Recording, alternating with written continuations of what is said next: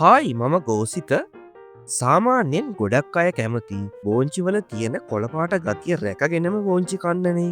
මම අද අරගෙනවා කලින් කිව්ව වගේම බෝංචිවල පාටත් රැකගෙන බෝංචි තෙල්දාන විදිහක්.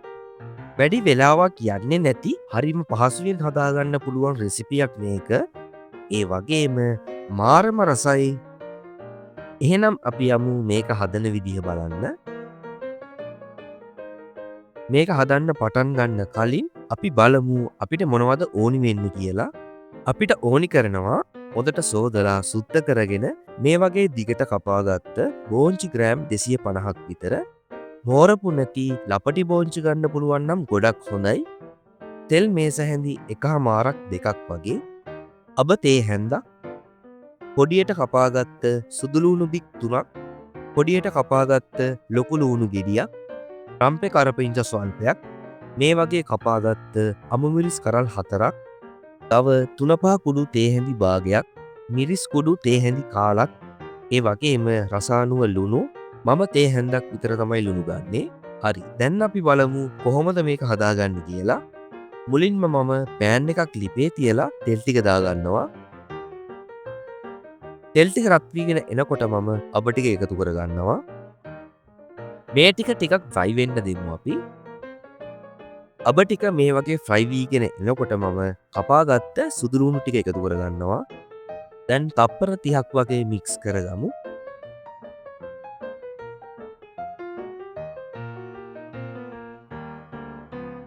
ඊළඟට මම කපාගත්ත ලූණු ටික එකතු කරගන්නවා. ඒ වගේම රම්පෙ කරපිංච ස්වල්පයක් දාගන්නවා. දැන් හොඳට මික්ස් කරගෙන විනාඩියක් 1/2ක් විතර අපි මේක හොඳට ටෙම්පරාදු කරගන්න ඕනි.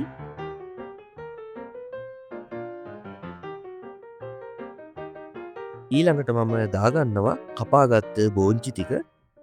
බෝංචි ටික තෙල් එකත් එක්ක හොඳට මික්ස් කරගමු අපි විනාඩියක් 2ක් විතර. ඔයාලා මේක හදනවා නම් අනිවාර්යෙන්ම මෝරපු නැති ලපටි බෝංචිම අරගන්න.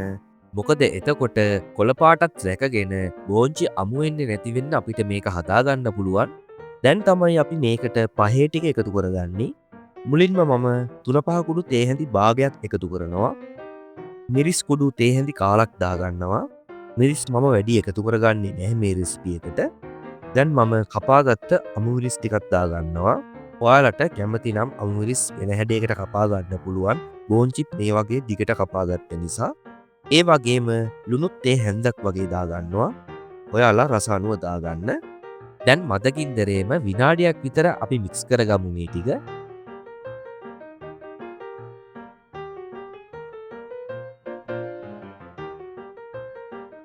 විනාඩියක් විතර මික්ස් කරගත්තට පස්සේ මම ආයෙත් තවත් විනාඩියක් මික්ස් කරගන්නේ නැතුව මේක පිස ගන්නවා.